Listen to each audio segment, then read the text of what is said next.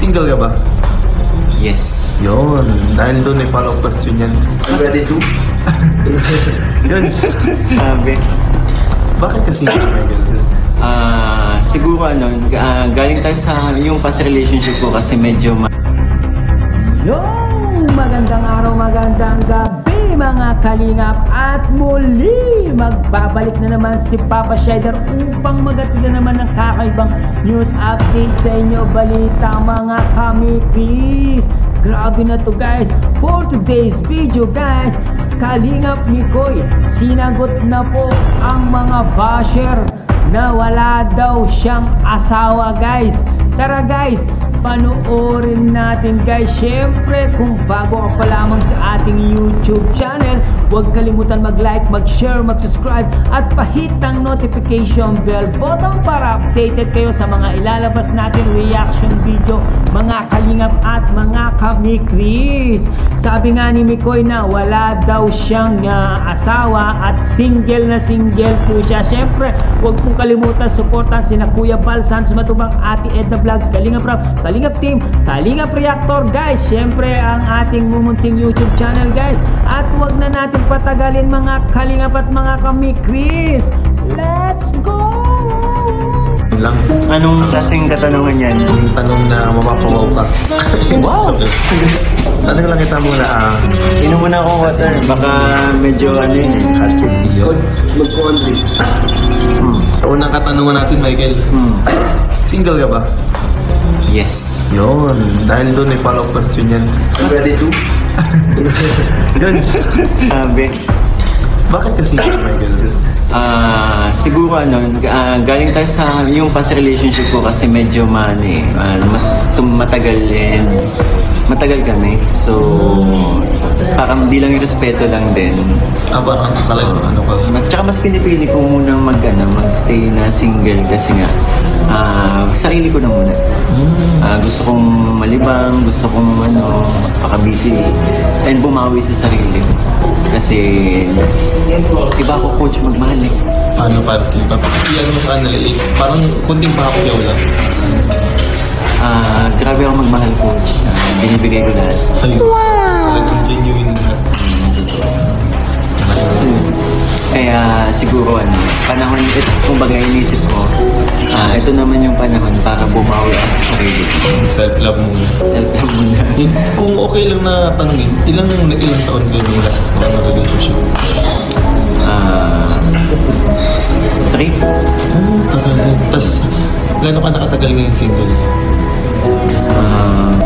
So yun coach, bali last year nag-try ako pero na-realize ko hindi pa pala ako ready kaya sabi ko ano tayo dyan? Yun lang, sabi ko kanina, focus muna tayo sa sarili natin.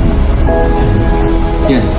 Tama naman yung talagang self-love muna. Tsaka okay pa naman ako na nalilibang ako kasi may mga kaibigan ako tutuloy. Yan, grabe. Si boss. Nandiyan naman. Kaya hindi naman natin kumbaga hinahanap-hanap yung attention ng medyo.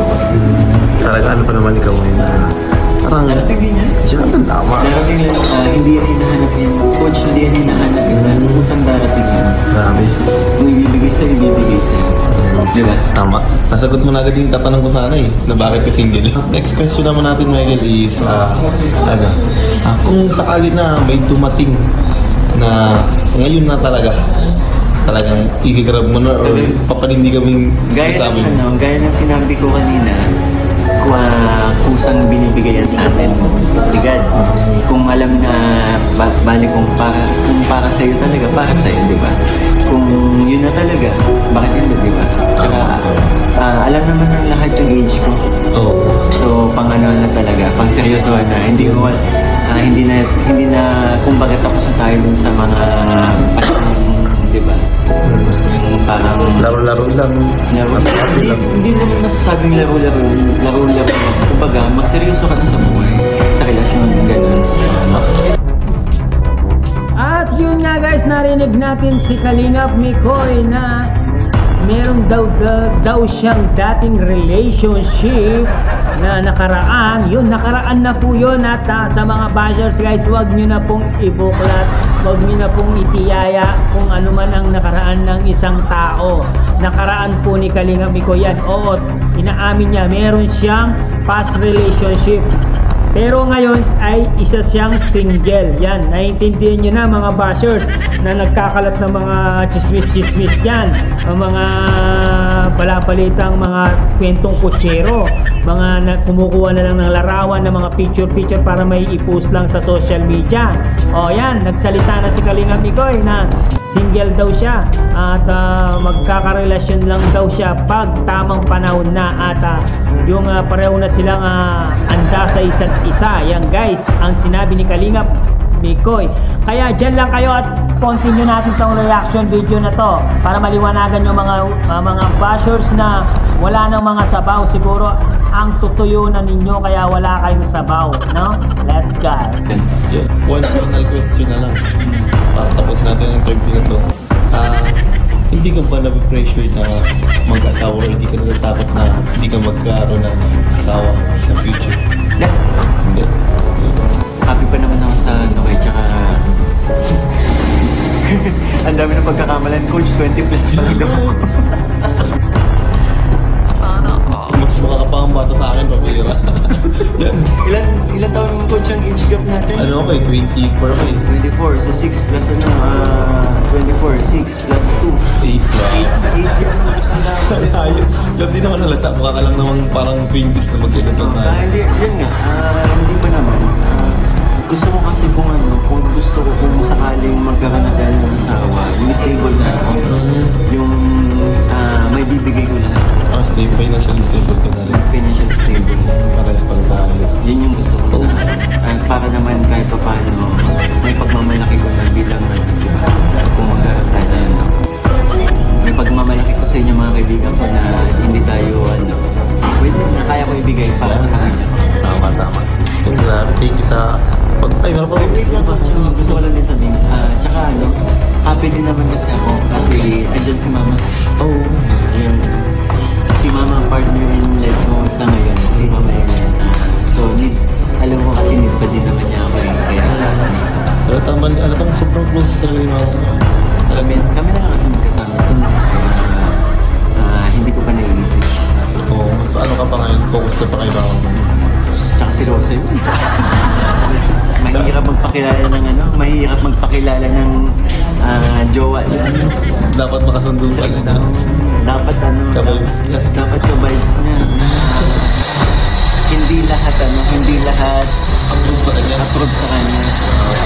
Saka pinakayaw niya kasi may business. Para yung ano niya, pet peeve niya. Kasi si Mama napaka-conservative niya. Alam mo na, laki nga, di ba? Always na. So, ganun. Masyadong mataas ang isa. Pero hindi naman niya ako pinapakailaman. Pero pag ayaw niya. Hindi niya ako pinapakailaman. Pero yung like may pakilala ako sa pareho niya, hindi siya. Hinahayaan niya na lang ako. Pero pag gusto niya, ayun ako. Ang ganda niya. Mas kumbaga mas hinahanap pa. Siya kaysa sa'yo. Siya, mas hinahanap pa yung ko kaysa sa akin. Di ba? Naalala ko lang yung mga past relationships ko. So, yun, nakakatawa si Mama doon. So, yun, binigyan ko na ng hint yung Yun. Sa mga dapat magkasundo sila ni Mama.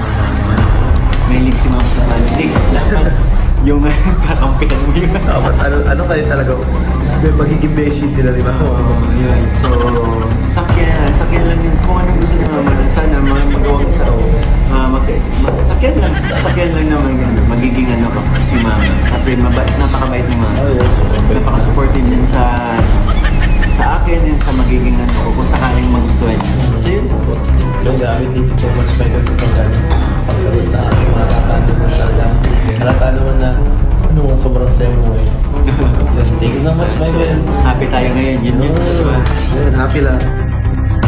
Siguro kung may girlfriend man dati, nakaraan na po yun. Sa mga nambubuklat at bibigay pa ng mga picture kumukuha sa social media para may post lang, nagkakamali po kayo. Yan po ang sinabi ni Mikoy, at sinabi pa ni Mikoy, at meron siyang iniintay guys, no? At ang sabi niya dito ay kung papasok man siya sa relationship, no guys, yung gusto niya talaga yung totohanan na po, yung panghabang buhay na po niyang makakasama sa kanyang buhay. Yun po ang gustong mangyari ni Papa Mikoy kung mag-aasawa man siya. Malay mo, si Krista na po yung inihintay ni Mikoy, di ba? Kung mag-aasawa naman sila, syempre sa tamang panahon, yung inihintay ni Mikoy, yung pagkakataon na magkakaroon siya ng girlfriend, yung handa na po sila sa isa't isa, yung wala nang harang sa kanila, yung paraw na silang may pera, paraw na silang may trabaho maganda, tsaka yung buhay nila, pangalan doon, yung maayos na yung buhay nila, hindi na sila naghihirap para yung mga picture na mga baby nila ay maganda ang kanilang buhay, di ba?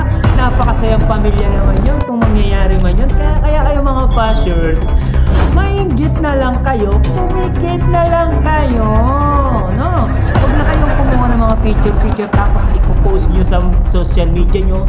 Iwasan nyo ang inggit. Alam nyo ba ang inggit? Kung ano mangyayari? Ang inggit, nakakamatay po yan. Kaya iwasan nyo yung inggit yan. Baka hindi kayo tumagal hanggang 2026. Bahala kayo dyan, ba? Ako marunong akong manghula. Baka hindi kayo abutin ng 2027. Kailangan maging mabait na lang tayo lahat. Guys, supportahan po natin ang mga Kalingap Angels. Huwag na po tayo magsiraan. Ito, nakita niya naman ng invitation na sinabi talaga ni Mikoy na single siya. Tapos pinipilit niya na meron siyang asawa.